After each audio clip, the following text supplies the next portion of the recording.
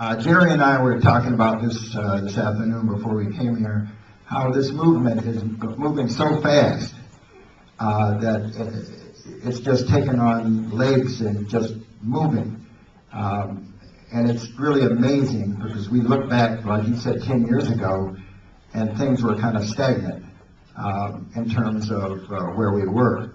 But when we look around, when I look around this room, I see even a new generation that has joined this movement, and that's what we really have, because I think a lot of us are reaching the sunset of our careers, and one of our responsibilities is really to pass on what we've learned, what's been passed on to us to this next generation. We really have that responsibility. Another thing that's really important, we have some tremendous challenges in this movement, and one of the challenges is around dismantling racism in the food system. But just like every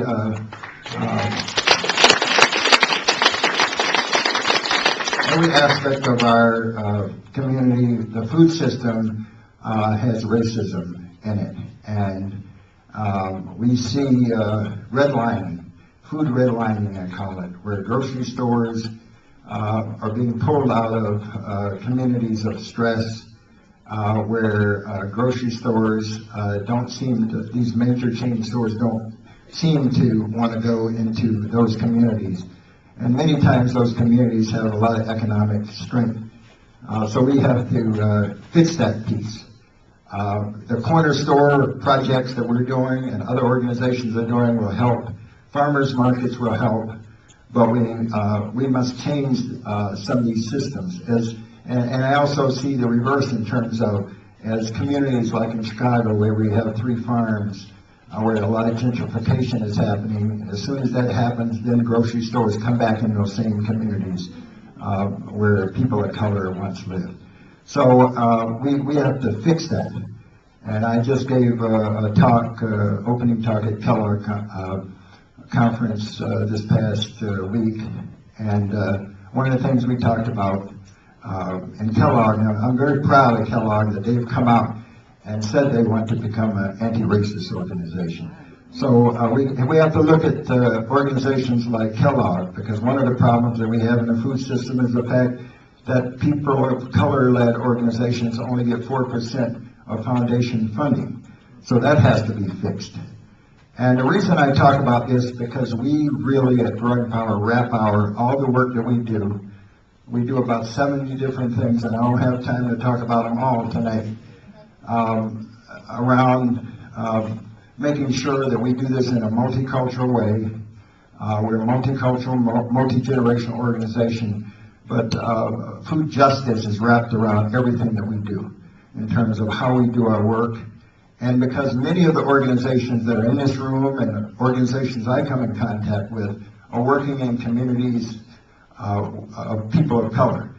And we have to do that work right. We have to make sure that the folks, we're just not going in there and gleaning stuff out of those communities, but we're working with those communities and we're engaging those communities, because that is the #1 challenge we have, is to be able to go into communities and really engage the communities before we do anything else. Before we start growing compost or doing any type of gardening, if you're not able to engage the community, nothing else can really happen. Nothing else can really be sustained. Because a lot of times I've heard, let's go in, we have 200 vacant lots, let's go in and bring some compost in and throw it down, and everybody's going to run out of their houses and start farming. Well, it's not going to happen that way.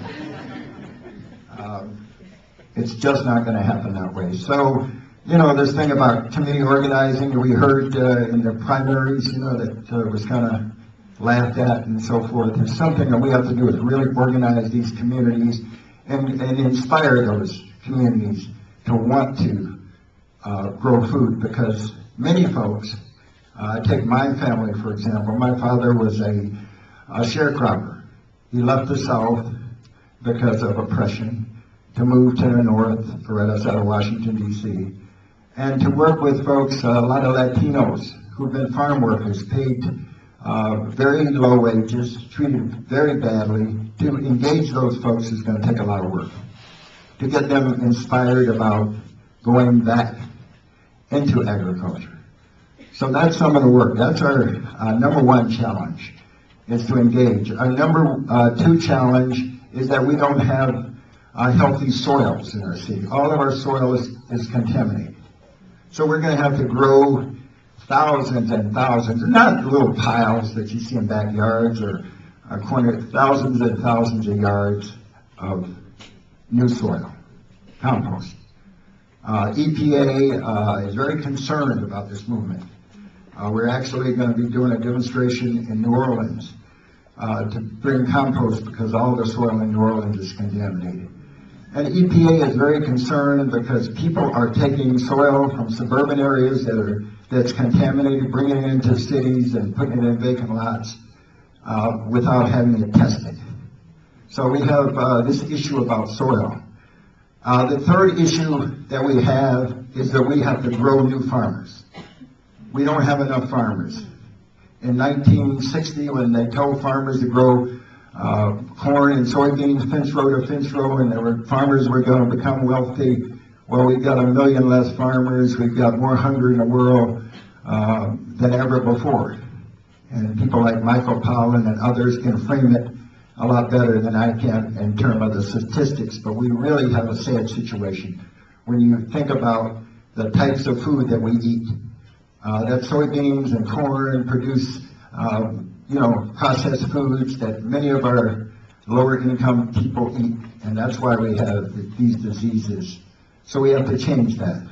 The other thing that's happening in cities, less than 1% of food, and Toronto is an exception, but less than 1% of the food that's being sold in most major cities is locally or regionally grown. So most of it's coming from 1,500 miles away. And by the time that food travels that far, and it's 2 weeks old when we get it to our table, it's not very nutritious. So we have to grow local food. And how do we do that? Well, we've got a big challenge, but one of the things that we have to think about is how many new farmers, how many new growers. We need 50 million new growers to fundamentally change the current food system we have.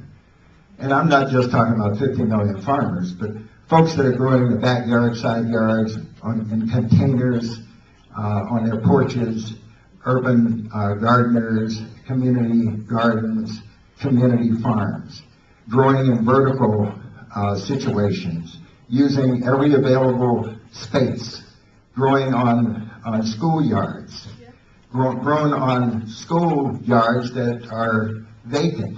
For example, we have 15 schools in the city of Milwaukee that no longer are used. Well, those 15 schoolyards have been offered to our organization to grow food.